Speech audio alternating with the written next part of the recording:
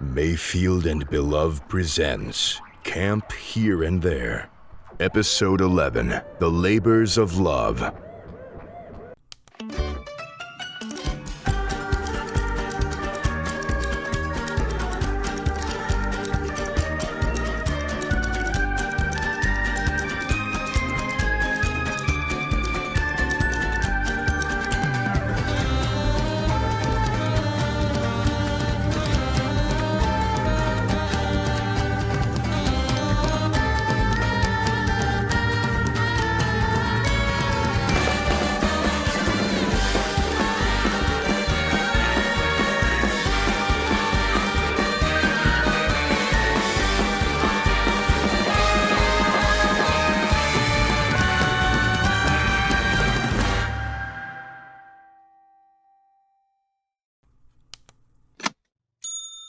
Good morning, you wonderful little sticky-fingered rascals. The time is 8:60 a.m. and I'm here to welcome you to today with open arms and a warm smile. Now, I'm sure that you're all tired of hearing about the Elephant Man and his escapades, but you've brought this latest update upon yourselves. You see, my expert data analysis skills have indicated to me that some of you are stealing from one another and using the Elephant Man's documented history of theft to shift the blame. Perhaps your impression of the man would indicate otherwise, but I feel quite confident that the Elephant Man, for all the mystery surrounding his motives, has no need for a kid-size medium hoodie. I love you, campers, and I assure you that no one's in trouble, but I'd like to kindly request that you all quit that post-haste. It's very important that we know what the Elephant Man is stealing so that we can keep track of his activities and guess his motivations. Deal? Deal. Now that that's out of the way, on to the fun thing. Yesterday was hard, and I was up all night last night thinking about how we can make up for that today and possibly prevent any yesterdays from happening again. Before breakfast, I headed over to the creativity cabin, and together, Warren and I cooked up one activity that could solve both conundrums. Today, the two of us are going to lead you all in a tower building contest. I know! Frightfully fun things, towers. You never know where they might end up. Are you ever just wandering in the forest, or on the beach, or underneath the bleachers on your high school football field, and you suddenly stumble upon a tower that wasn't there before? And sometimes you just wave it off. But sometimes you're feeling lucky, and you give it a climb, and there's always something different at the top. My favorite thing I ever found on the top of a tower was a sapphire statue of an old woman with 1,000 hands. Word to the wise, you ever come across that statue, do not look her in the eyes. Took 6 months for my fingernails to grow back. So, the thing. This activity will be a contest of skill, ingenuity, and most importantly, teamwork. You will be sorted into competing groups by cabin, and your goal is to make your tower as stable as possible. Doesn't have to be tall, just has to stand up in the face of adversity. We've got an assortment of building tools for you here at the Creativity Cabin. Wrenches, saws, leaves, sticks, stones, bones, apples, balloon animals, windmill turbines, toothpicks, squirrel skeletons, nuts, bolts, aluminum, silicone sealant, raw plutonium, paper mache, blood, and blood. You know, normal building stuff. Once the towers are complete, we'll pelt them with rocks and insults, and the most physically and emotionally resilient tower will be the winner. Of course, the winning cabin will receive a special prize after dinner, a special dessert immaculately conceived by our resident gourmet chef. Matthew doesn't know where his latest culinary invention came from, just that one day he woke from a nap, emerging from his wildest dreams, standing straight up with the perfect dessert in his hands. What an incredible story! And I'm sure you're all salivating at the chance to taste this dreamed-up delicacy. And, in case magical mind food isn't enough to incentivize you, I got Jedediah to get Lucille to sign off on making this activity mandatory. So everyone will participate. Oh, this is going to be so much fun! I can't imagine how excited you all must be. I mean, I'm this excited and I'm not even part of the contest. This morning's breakfast is honey, poured over an oblong stone and heat hardened into a sort of glass. Hurry up and lick, because pretty soon we're launching into tower mode. Enjoy your meal!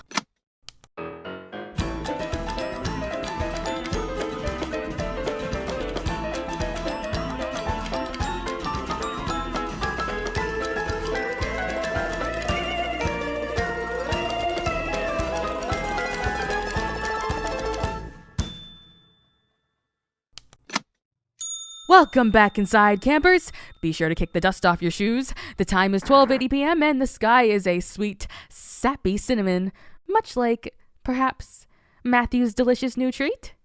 He has told me that his dreams tend to heavily feature cinnamon. I sure do envy him. Lately, all I've dreamt about is this weird guy who wears red paisley suits and invites me to sit down across from him and tries to make me talk about how my mother hurt me.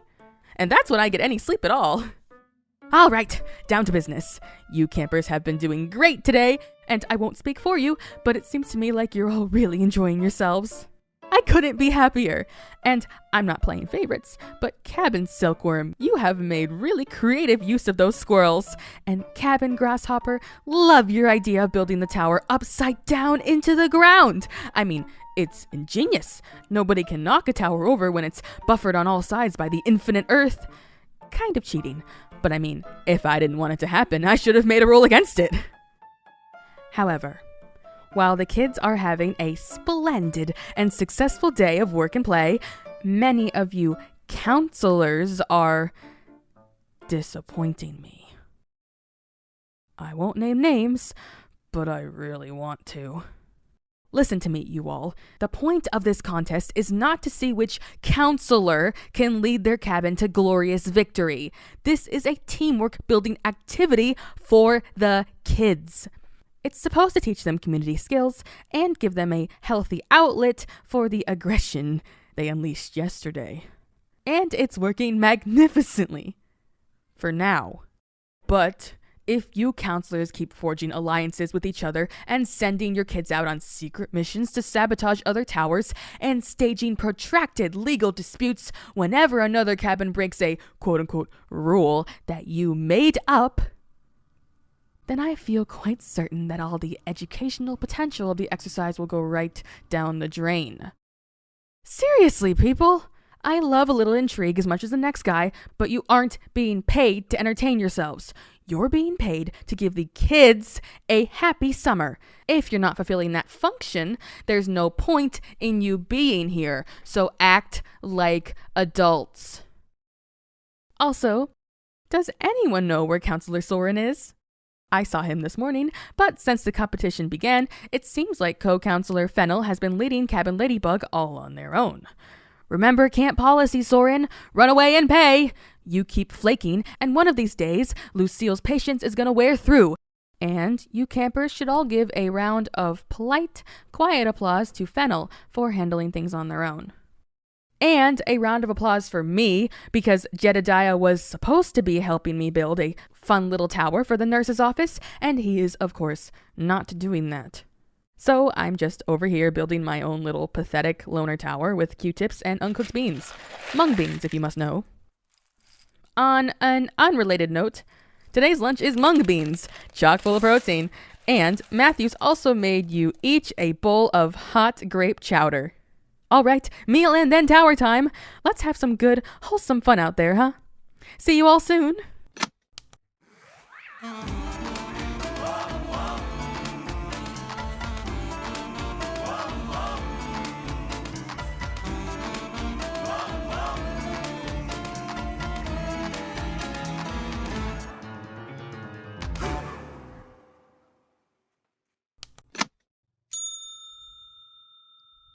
Well, everyone, the good news, we had our winner. And the bad news, emphasis on the had. Counselors, I am very disappointed in you. Things were looking great. The counselors settled down after my warning, or at least they stopped being so obvious. The towers stood, some tall, some short, and one so wide that it was unfortunately disqualified on account of technically not being a tower, but a wall. All of us, tired in that proud and fulfilled kind of way, stood together, and one by one, we pelted each tower with the roundest pebbles and the rudest insults we could muster. Most of these heckling sessions ended in mental and structural breakdowns, an important lesson for our campers in the impermanence of all things and the pointlessness of labor. But one tower remained. One tower stood in the face of all our abuse. This tower was the magnificent creation of Cabin Dung Beetle! It was kind of a surprise, really, because Dung Beetle's tower was actually the tallest. Not typically a promising quality in a contest of stability, but perhaps having its head in the clouds helped it ignore our harassment. The harshest of verbal jabs failed to make the tower so much as shudder, even when certain counselors resorted to questioning the legitimacy of its parentage. It kept its head high, and though Counselor Juno got a bit overexcited and threw an entire boulder at the tower, it never gave an inch to our physical assault either. It was almost as if the construct was being held up by magic. Hey, Cabin Dung Beetle, you didn't use magic to keep your tower standing, did you? Did you perform some kind of surreptitious ritual, some kind of stabilization incantation before the judging began? Because if you did... That is so creative! It's probably cheating, of course, but I didn't put anything in the rules about it. Never change, kids. So anyway, Cabin Dung Beetle's tower was the clear winner. And what a triumphant tower it was! Standing perpendicular to the horizon, with leaf-based tracery embellishing the gables, intricate swirling fractals painted on the tympanum in blood, wood-carved figures of fiercely poised beasts jutting out from the entablature, and in the center of the structure, ringed by flying buttresses made of apples held together by toothpicks, is a hovering, rotating, papier-mâché Klein bottle. Aside from being delighted in its theoretical impossibility, the whole structure was just so strikingly beautiful. But this beauty, like all things, was not meant to last. As the declaration of Cabin Dung Beetle's victory left Warren's chapped lips, one of the counselors, not naming names, seemed to have snapped. They couldn't handle the shame of losing. And so they reached over, grabbed Counselor Juniper by his obnoxiously fancy lapel, and began shaking him around. This small act of intercommunity disrespect was the crack that broke the dam, welcoming a deluge of shameless violence into our camp, as all the other counselors who had spent the day playing war took this moment as their cue to begin fighting outright. And everyone was so distracted by the ensuing squabble that we didn't even notice when the winning tower disappeared. If you think you saw something when the tower vanished, do come to my office and let me know. I promise I won't tell anyone if you took it. But as far as I've learned from asking around, no one saw the tower disappear, and no one has any clue why it might have. It's now occurring to me that Cabin Dung Beetle could have magically programmed it to do so, but that seems unlikely considering how hard those kids took the loss of their project. My working theory is that the Elephant Man picked the tower up and carted it off. But of course that begs the question of what on earth he needs a tower for. More concerning data to reflect on. Still, a winner's a winner. Cabin Dung Beetle, you exhibited incredible teamwork today, and you deserve a reward. I've invited Matthew into my office now to tell you all a bit about your prize. So, Matthew, what exactly is this mysterious, dream-based concoction you're offering up to our lucky winners? Wowie! If that doesn't sound delicious! It's moments like these that make me really regret being cursed to subsist exclusively off of buttered bread. Thanks for coming in, Matthew. And there you have it, my little fire geckos. For dinner itself, we have mushroom.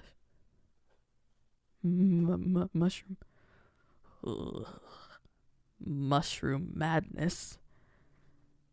Lemon llama ligaments. And squid bit soup. For tonight's activity, you're all invited on a scavenger hunt to help Joshua find the wallet that he dropped somewhere in the forest. But on the off chance that isn't very appealing to you, I'll be hosting a hooded chant-along around the bonfire. Bring an object you care about, but not one you care about too much. We're doing sacrifices. And, counselors, don't think I'm going to let this slide. Your behavior today was unacceptable, and I intend to correct it. Enjoy your meal, kids. I love you all.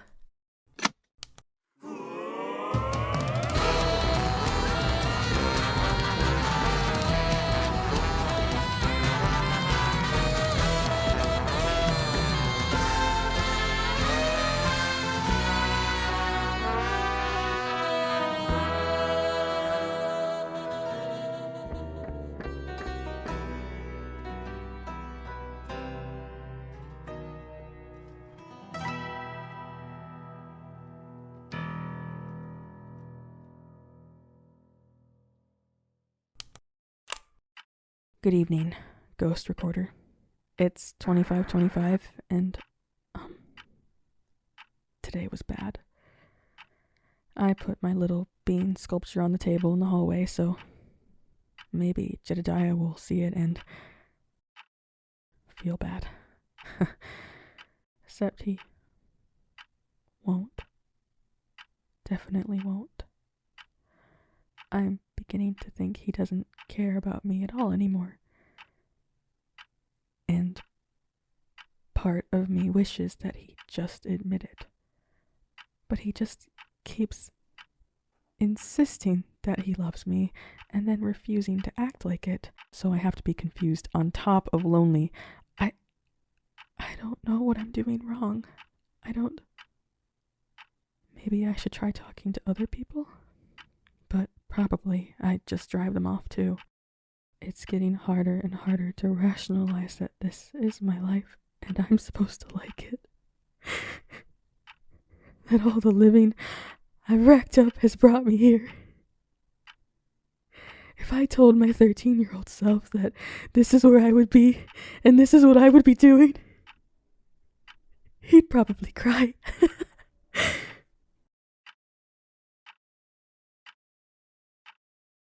And I'm still fucked up about the Elephant Man. Still can't shake the feeling. Of course, everyone else seems to think it's fine, so I guess I'm just being delusional or something. Delusional and stupid and annoying. I sound so pathetic.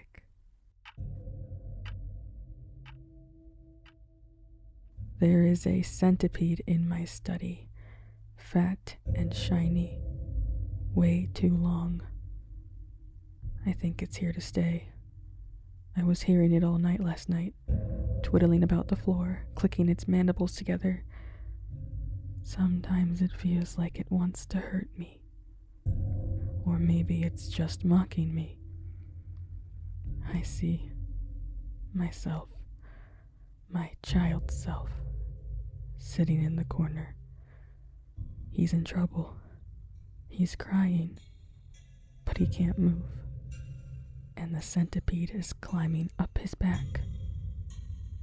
The child will die from malnourishment, and the centipede will eat his body.